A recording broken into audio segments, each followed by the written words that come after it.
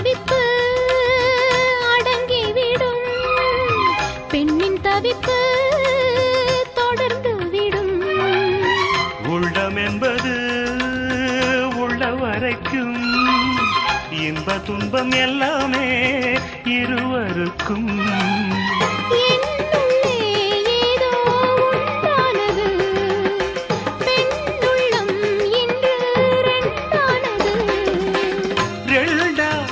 ஏது ஒன்றுபட்ட போது கண்ணுக்குள் 100 நிலவா, இது ஒரு கனவா?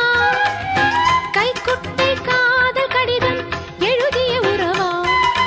நாணம் விடவில்லை, தொடவில்லை, ஏனோ விட இன்னும் வரவில்லை.